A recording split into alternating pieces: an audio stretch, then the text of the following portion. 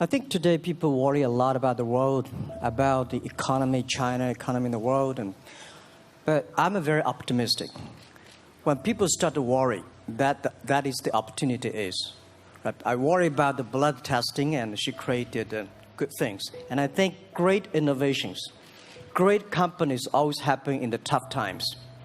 Life's like the music. You have up, you have a down, you have a long, you have a short notes. And I like the American movie. Life is like a box of chocolate. You never know what you're going to get, right? So I'm pretty optimistic. The opportunity in the future for equality is huge, because in the last century, the IT is for big companies. The globalization is for big companies. But now with the technology, we can serve those 80% of the companies that never been served. We can serve the 80% of the young people that have never been served. Technology for internet is so cheap, so easy to use. One of the reasons why we grow in China e-commerce so fast, much faster than the USA, because our infrastructure of commerce in China was too bad. When it is too bad, something happens and goes. Today we are working on the rural areas of China. I can never imagine that China, about 800 million people still live in the rural areas, are farmers. And there are about close to 200 million people. Their income is less than $1 per day. And before the internet, it's impossible for these guys to reach the PC because it's so difficult. Even people like me, I don't know how to use a PC. But now 80% of the farmers, those people using mobile phones. When you have the mobile phones, the internet, the data, things change a lot. So I'm excited about the future. People always worry. I love the young kids sitting there and talking about the dream, the hopes, because if they have the hope, we have the hope. That's what I believe. And let's just take what you do.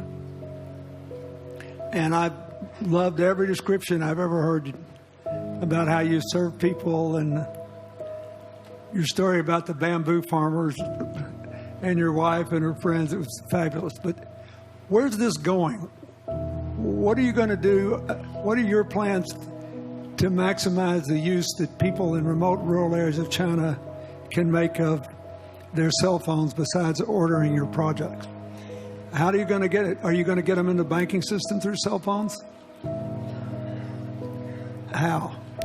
Well, we never know that we can grow so fast. The past 5 months, we covered 4,500 villages. And these people, normally they use in very traditional way.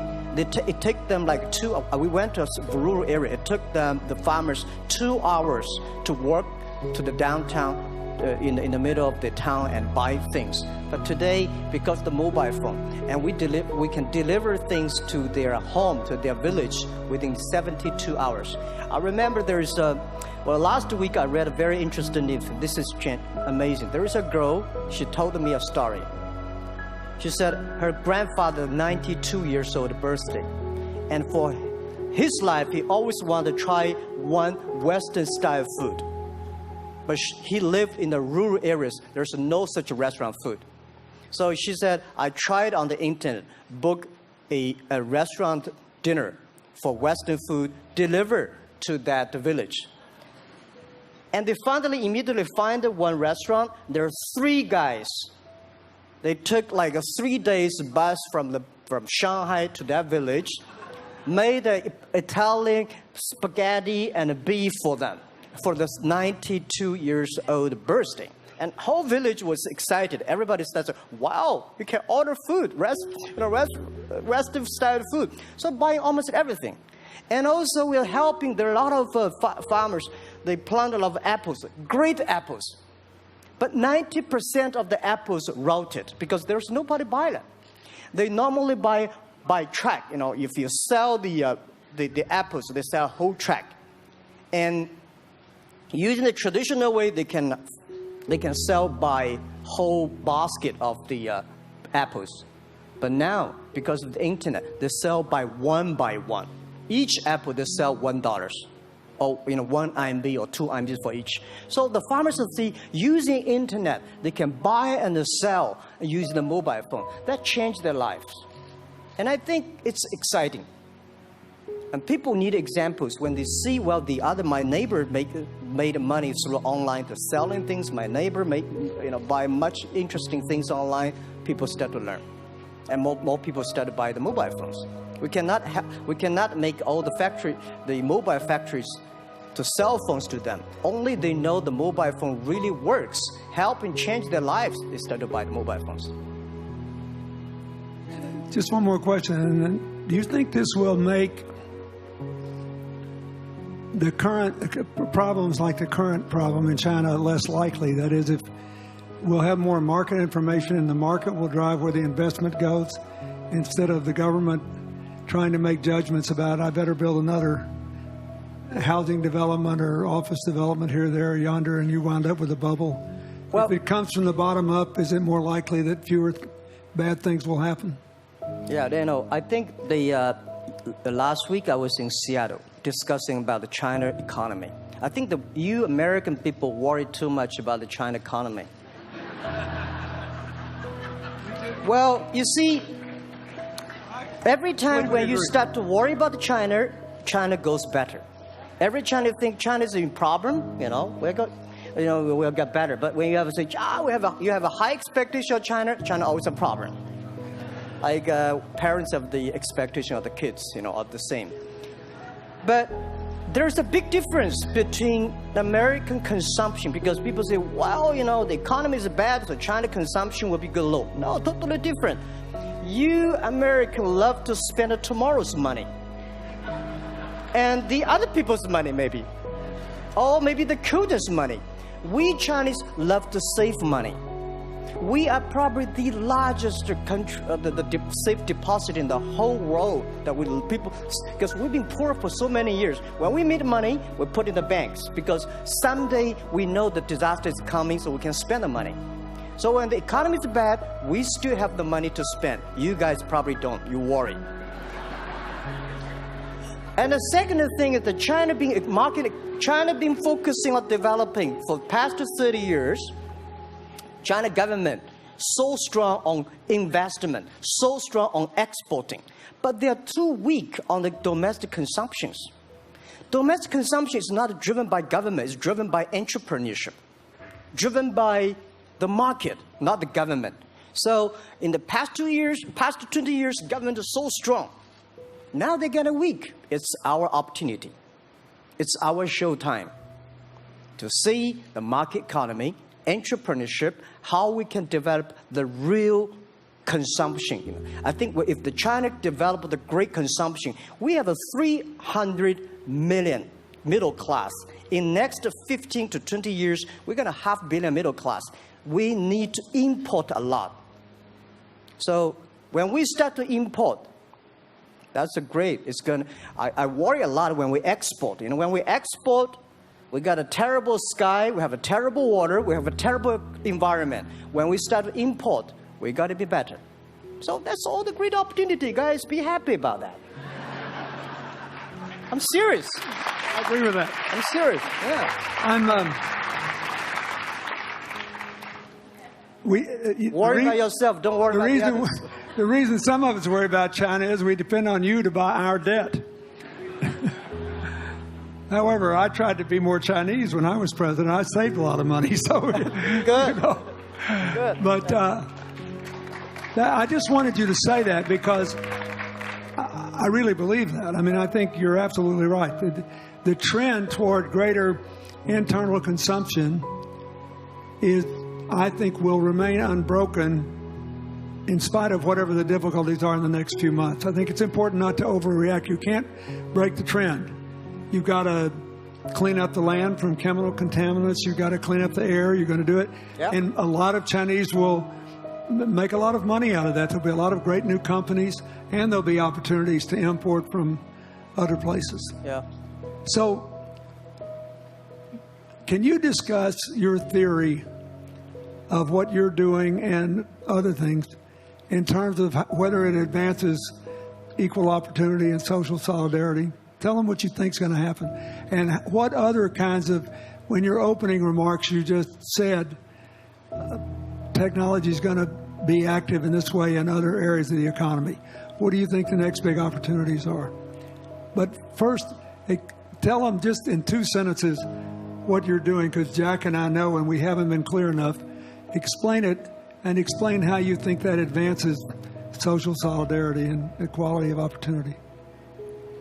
Our work is in the belief that access to health information is a basic human right, and that lab information, particularly because lab data drives 70% of clinical decisions, needs to be accessible to people before they're sick. So if you look at the word diagnose in the dictionary today, it says to determine the presence of disease from symptoms, which means by definition, we're determining that people are sick once a disease has already progressed. And our work is in being able to make lab testing accessible to people in time for therapy to be effected, and to do that in a way in which every person, irrespective of their insurance status, irrespective of where they live, can afford the ability to get a test done. So that means, in our case, we've invested the last 12 years in now developing hundreds of tests, many of which are less than $10. So $2 tests in the United States. And I think one of the amazing things about this country is that we have such an incredible ecosystem for fueling creativity, and that creativity can create new markets. So in answer to your question about the market being able to conform itself to social good, I think the creativity that goes into creating these new technologies creates new markets in and of themselves. And our basic belief is that those new markets come from empowering individuals and enfranchising individuals and trusting that individuals have the capability to engage with information, and in accessing that information, beginning to take control of their own outcomes and their own health outcomes, and in doing so, changing the way our healthcare system works. Think what this could mean for rural China, for rural India, for Native American reservations in America, for the Mississippi Delta, for the remote areas of where all the jobs were lost from coal. You're all of a sudden giving people information.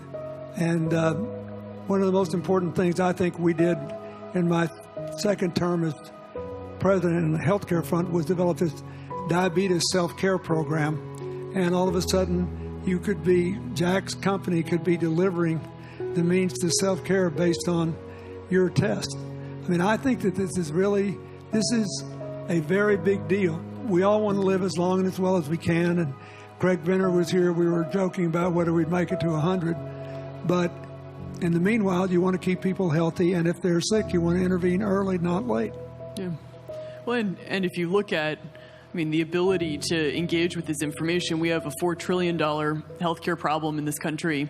20% of it is type 2 diabetes, which is reversible. And we have 90 million Americans who do not know they are pre-diabetic. But access to information and the ability to engage with that information is the foundation for being able to change those outcomes and cost, right? One more fact, and then I want to call on Jack. You founded this company 12 years ago, right? Yeah. Tell them how old you were. I was 19. So, don't worry about the future. We're in good hands. So, I was thinking about 19, where I am. 19, I've not passed the examination for university yet. I failed 3 times, but I think it worked out.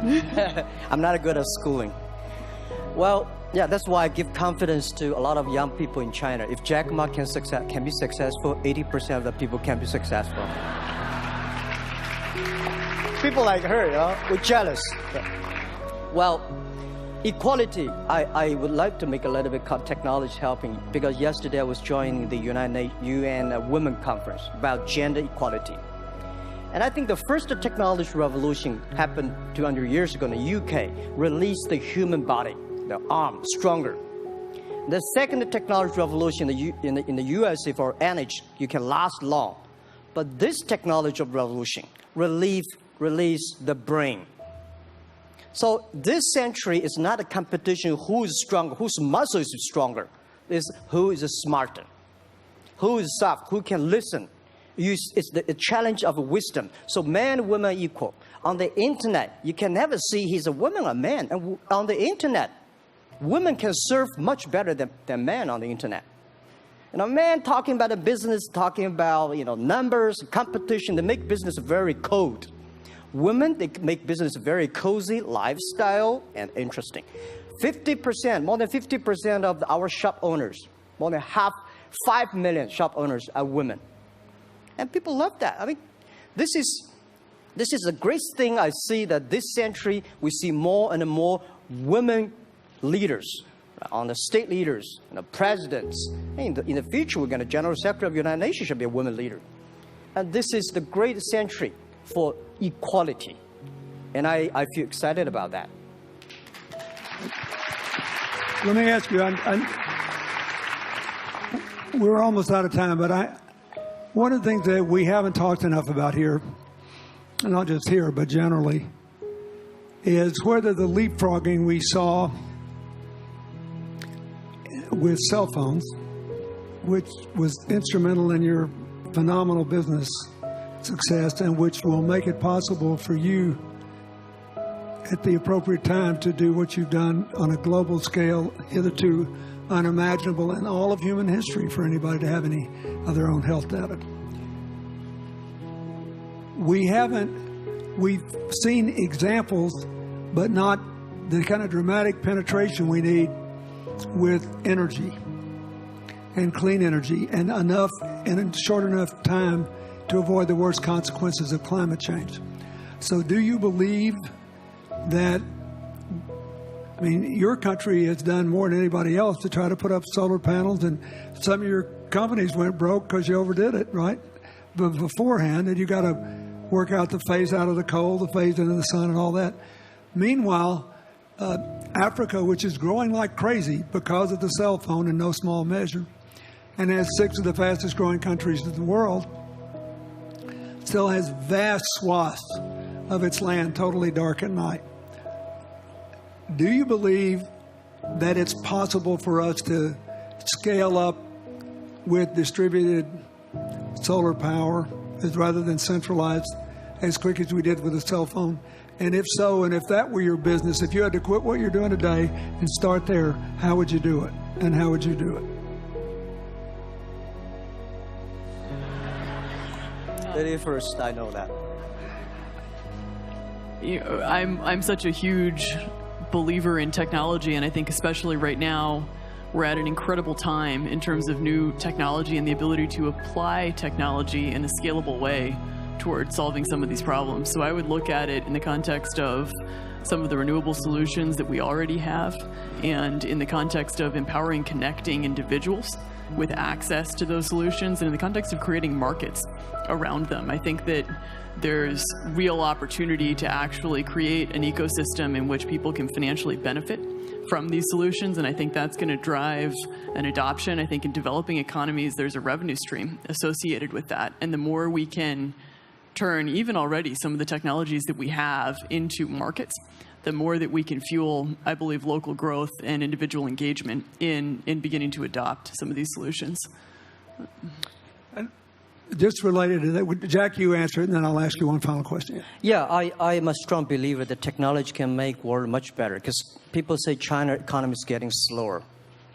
I'm happy about 7%, even 5%. Even 5% of the GDP of the number of China, of the second largest economy, is big enough. But you don't expect China to keep on growing 11%. Because like one human body, when you're 1.8 meters tall, you cannot keep on like a 10% grow every year. You have to grow the quality, your mind, the wisdom. So I think China needs new technology to solve these problems, and which today the data, the clean technology, all these things that China is supposed to do. If we keep on the tradition, the old ways, we'll go nowhere. This is why I feel excited, because people ask me, what is your dream now? Because I never thought I would be today. I can sit here talking to president. I'm like a guy, on the street, and like failed 3 times for university, 5 times for high key schools. I applied for 10 times in Harvard School, all rejected. I never thought, because of the technology, because the internet gives me this opportunity. So I'm thinking, when I retire, I don't want the Chinese people have a terrible water to drink, unsafe for food, and the money we make all spent in the hospital. That's disaster. So how we can use the technology to enable young people, the great chance of this world, don't worry about it. We got 1.4 billion people who were born in 1980s. They are the people of the internet times. They are going to have new ways to solve the world problems. The things you are worried about today, they can solve it. And human beings have these kind of worries for centuries. And young people can always solve it. And today, when you have a right direction, clean energy, the climate change, all these issues, they will be solved, and these are the great opportunities ahead of us. Anything else? I agree with that. I think the more we can enfranchise people, the more we can create ecosystems in which individuals are empowered, the more we give rights to individuals to be able to build businesses, to be able to pursue the economic benefit of technologies, the more you see these markets change. Before they leave the stage, I want you to look at them. And I want you to think about the time we have had to spend here dealing with the refugee problems in Syria and Lebanon. Stand up, Elias. This is my friend Elias Bousab. He is the education minister in Lebanon. He's got to educate all these kids. And so he left a miracle that very much reflects the lives that Elizabeth and Jack have lived. He was in a very responsible position at the American University of Dubai. They started bringing American scholars over there to live in an Arabic culture. He did all these wonderful things. Lebanon got in trouble. He went home to save his country. What is the difference? How much more could he and every smart Lebanese person do if they could focus on these things? And why can he not? Because the place is dominated by people who think their differences are more important than their common humanity and their common challenges. You cannot imagine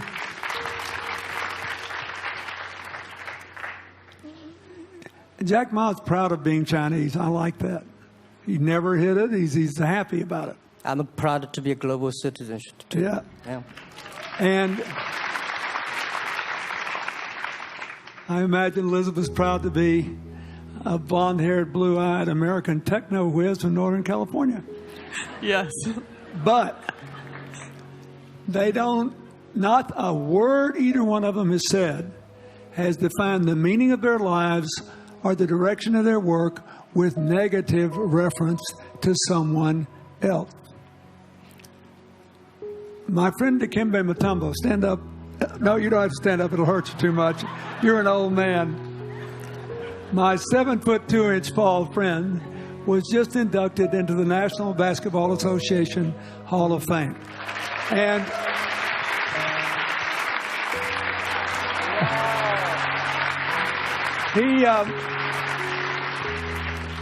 my whole family loves him.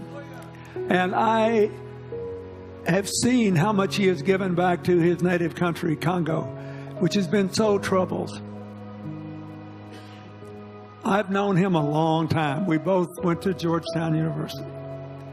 I did before he was born, I think. I've never heard him say a resentful thing about anybody. I have seen him give and give and give, and try to give the people in his native land opportunities. Why am I telling you this? He's had a good life because he never defined his life with negative reference to anybody else. He never begrudged anybody else's success, and he thought he had an obligation to help other people. I'm telling you, we are back in a time of collective global insecurity where the main struggle is the oldest one in human history, just in modern techno realities. I mean, if you were trying to build the Middle East, you would think about our permanent sponsor here, the ambassador from Oman, who her government tried to help head off a calamitous war in the Middle East over the nuclear issue in Iran. We all pray to God that it'll work out all right. And the lead she made. You look around all these places, wherever people are putting aside their differences and working together, good things are happening. We cannot achieve economic or social equality without living in the factual realities of the world we face, looking at the obstacles, looking at the opportunities, making the best decisions. And those of us who even feel good about ourselves because we think we spend a lot of time giving, our whole goal should be to work ourselves out of a job. One of the things that Bill and Tanny Austin are sitting there with Starkey, they started giving away hearing aids, and then they decided, well, we better teach these young people how to speak. If they get the gift of hearing, they'll have to learn that. So they got into the education business. Sonny Varkey got into the education business and decided somebody ought to do something really dramatic to remind people that the only people that really matter are the teachers. So he gave the first Global Teacher of the Year award last year, and an international panel gave the prize to a teacher from Maine who promptly gave the entire $1 million to her school. The woman never made any money in her life. She gave all the money away immediately. The future is going to be forged by people who think of how to use the modern tools that we are given, as Elizabeth and Jack have, to create opportunity through empowerment. And it will not be a straight line. It's too many moving parts. But I just want you to think about that. The reason you feel good looking at them is that you identify with them even though they're different from you. And that's basically where we are all over again, and we can't slip back. We can't give up. That's why we had the Prime Minister of Italy and George Soros talking about the future of Europe, and George said it was coming apart, and the Prime Minister said, no, it doesn't have to come apart if it's about something more than economics. I thought it doesn't have to come apart if you will it not to. And you put yourself on the line for it. There are no guaranteed outcomes today, but you can guarantee that the trend is right. So go ahead, Dee. We're going to say something, weren't you? Yeah, I just wanted to add, I mean, as we're talking about the future and from my own experience and looking at all the faces here, I think a huge part of the answer to your question is also to raise our little girls with the stereotype that they can be the best in engineering and science and math. Because when they do in all of these industries, it changes everything. And we need to do that in this country, and we need to do that as parents in other countries. You know?